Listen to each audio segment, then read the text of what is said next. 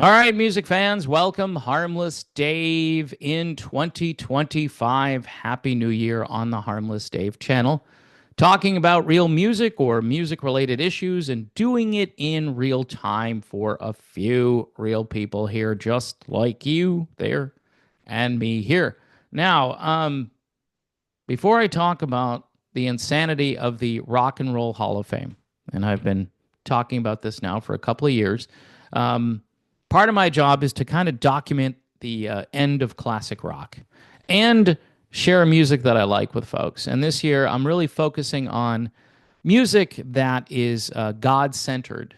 And this group here is a lot of fun doing their yacht rock. And since yacht rock is in the news lately, I figured I would share this. And I call it quality rock. But these guys, they've dressed up and they're at a marina, which is just really good. You know what? And if they're sharing the gospel, I'm okay if they would like to use the whole yacht rock moniker. The song is called Offering, and the group is Zeal Worship. And this is totally late 70s AM radio ready.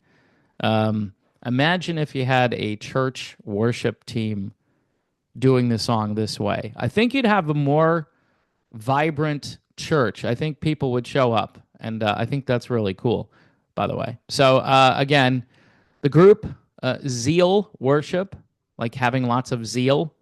And the song is called Offering, but you must listen to the yacht rock version of the song. Now, on to the Rock and Roll Hall of Fame. John Sykes, who is the current chairman of the Rock and Roll Hall of Fame, was talking to Vulture. I don't know if Vulture is an online publication. I don't think it really matters. But he's trying to explain why the Rock and Roll Hall of Fame has no plans on changing its name, despite a steady influx of people being induced. That's a Justin Hayward term there. They're being induced from outside the genre. And finally, people are just saying it. Hey, this isn't rock and roll. I mean, for a couple of years, there was this, okay, I don't understand why A Tribe Called Quest, Eminem, I don't know why even Dolly Parton or even Willie Nelson, although Willie Nelson is kind of like an outlaw. So there, to me, there are some rock and roll enzymes within the catalog of Willie Nelson. Not so much for Dolly Parton. That was a mistake. Cher could be rock and roll. I mean, she tried during the late 80s. I think she was dating Richie Sambora. And anyway, so Whitney Houston, probably not. Missy Elliott, no. So, I mean, John Sykes, the guy who is the current chairman, who supposedly is a little bit more lenient when it comes to mainstream stuff. That's why Foreigner supposedly got in this year. And maybe next year there'll be a few more that are long overdue. But Sykes isn't too bright. Okay, he's not the smartest, he's not the sharpest tool in the shed here. He says, this is what he says. I think it's because some people don't understand the meaning of rock and roll. This is what he said to Vulture. If you go back to the original sound in the 1950s, it was everything. I haven't heard any big band music getting into the Hall of Fame lately. Haven't heard that style getting in. The 50s, as I've been finding out doing my own research, big band music was still huge, and some amazing records came out. And big band is not rock, okay? It's great music, but it's not rock. It may be swing. So are we saying swing is okay? This is why you should change the name to the Music Hall of Fame. He says, as Missy Elliott calls it, it was a gumbo. It just became known as rock and roll. It was a gumbo, but here's the thing. there were still genres that you'd identify. This was big band, this is swing, this is country, and over here, there's this new thing called rock and roll, which again, Bill Haley in the comments, Chuck Berry, Fats Domino, Little Richard, that was rock and roll. Were there elements of R&B in there? Absolutely. Elements, but it wasn't completely R&B.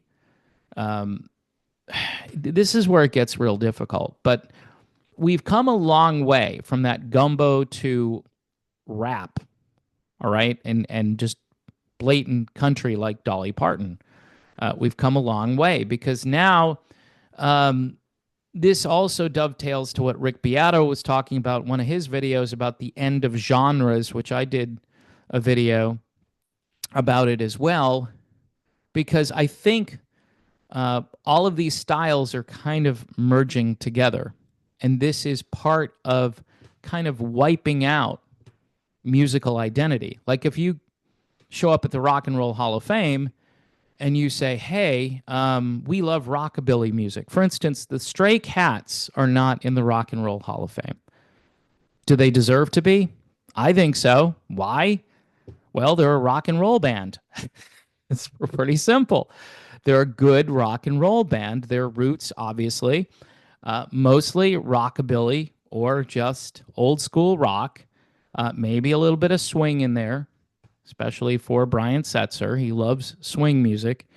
But again, you can identify a certain tempo, a certain time signature, a certain style, certain musical instruments. All of those things, I think, embody what rock is.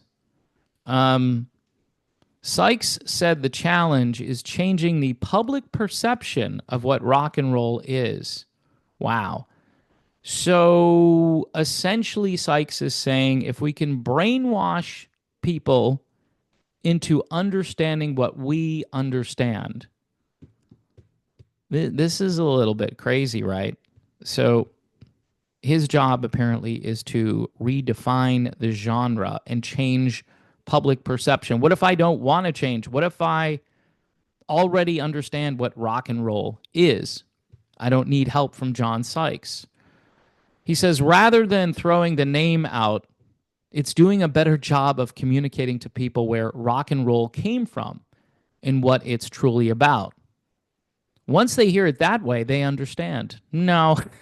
You know, this reminds me, not to get political, and I'm not going to mention names, but one of the reasons supposedly the other candidate lost, I keep hearing, is people really didn't understand what she stood for. If she had done a better job communicating to people what she believed in, then people would understand. And this is what John Sykes is saying here. Once they hear it that way, they understand. So look for continuous propaganda. I hate to use that word, or we'll call it advertising from the Rock and Roll Hall of Fame. I don't know if it's even advertising. I used brainwashing before, but they're trying to convince you that what you know about rock and roll has been a big misunderstanding, right? And I understand that rock and roll is made up of different elements, but A Tribe Called Quest, Dolly Parton, nope, just not rock and roll. Now, again, the better idea is just to call it the Music Hall of Fame and let go of this idea. But, you know, you've got all of this signage and architecture and branding already in place. Changing a name isn't an easy thing to do. So, I don't know, folks. I think Mr. Sykes needs a little...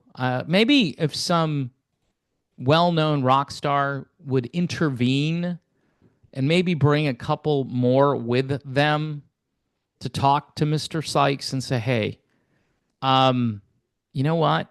Your version of rock and roll isn't correct.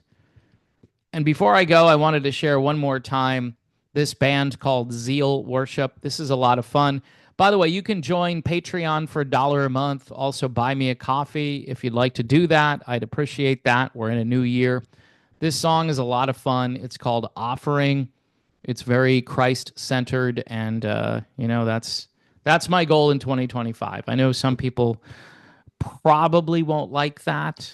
I don't get a lot of traction on the Christian music videos, but I'm going to keep trying on that.